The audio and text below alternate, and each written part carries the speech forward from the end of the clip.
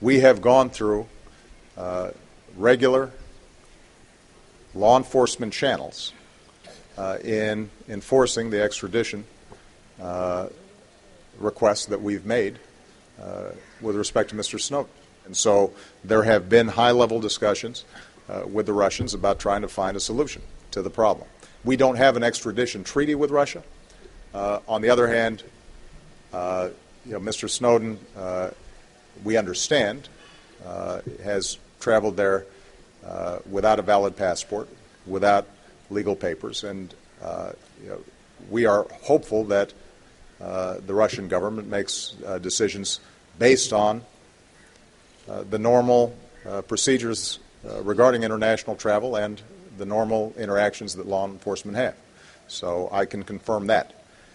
With respect to the latest article that in part I gather is prompted by Mr. Snowden's leaks, we're still evaluating the article because the problem is that these things come out in dribs and drabs. We don't know necessarily what they're what programs they're referring to. We don't know how they're sourced. And so what I've said is to my team, take a look at this article, figure out what they may or may not be talking about, and then what we'll do is we'll communicate to our allies appropriately.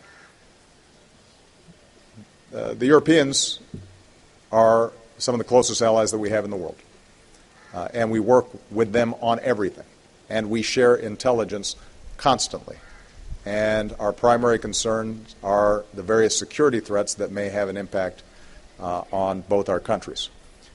The initial two programs that were of concern as a consequence of the Snowden leak had to do with a very particular issue, and that is, were we going around snooping and reading people's emails and listening to people's phone calls, whether that was in the United States or in Europe? And I responded to that when I was in Europe, in Germany, explaining that one program had to do with telephone numbers that were exchanged without content.